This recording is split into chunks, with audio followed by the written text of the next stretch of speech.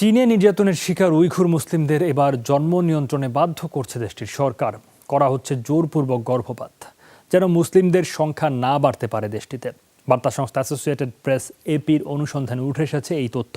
বলা হচ্ছে জন্মহার কমানোর নামে চরম নির্মমতা চালাচ্ছে চীনা প্রশাসন, যা গণহত্যার শামিল বলছেন বিশেষজ্ঞরা। অমিত হাসান রবিনের রিপোর্ট। জনবিস্ফোরণ ঠেকাতে 4 দশক আগে এক সন্তান নীতি চালু করে চীন। পরে বয়স্কদের সংখ্যা বেড়ে যাওয়ায় অনুমোদন দেওয়া হয় 2 সন্তানের, তবে বাধা নেই 3 সন্তান নেয়ায়। এমন আইনের পরও দেশটির জিনজিয়াং প্রদেশে উইঘুর মুসলিমদের জন্ম নিয়ন্ত্রণে বাধ্য করছে শি জিনপিং সরকার। অঞ্চলটিতে মুসলিমদের সংখ্যা নিয়ন্ত্রণে জোরপূর্বক ঘটানো হচ্ছে গর্ভপাত। এসব তথ্য উঠে এসেছে বার্তা সংস্থা এপির অনুসন্ধানে।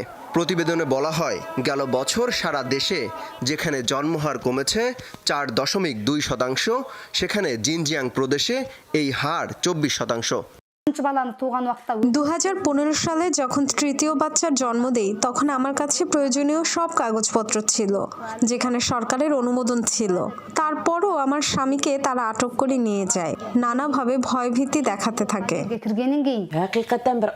গর্ভবতী নারীর তথ্য পেলেই তারা এটিকে অবৈধ বলছে। পরিবারের কারোর অনুমতি ছাড়াই জোরপূর্বক গর্ভপাত করানো হচ্ছে। এসব কারণেই এখন বাচ্চা নিতে অনেকেই ভয় পাচ্ছে। ভুক্তভোগীদের অভিযোগ, গোপনে কেউ সন্তান জন্ম দিচ্ছে কিনা এমন সন্দেহে চালানো হচ্ছে অভিযান।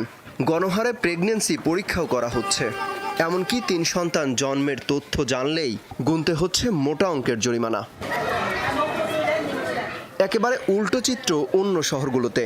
জন্মহার বাড়াতে উৎসাহ দেওয়া হচ্ছে স্থানীয়দের।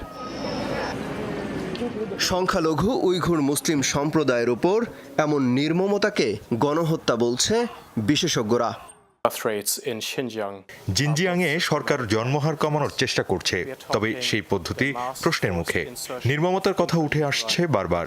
নারীদের যেভাবে জোরপূর্বক গর্ভপাত করানো হচ্ছে তা স্পষ্ট জন্ম নিয়ন্ত্রণ নীতির লঙ্ঘন। শুধু তাই নয়, জন্মহার কমাতে পরিবারের পুরুষদের গণহারে গ্রেফতার করার মতো অমানবিকতাও চালাচ্ছে চীন সরকার।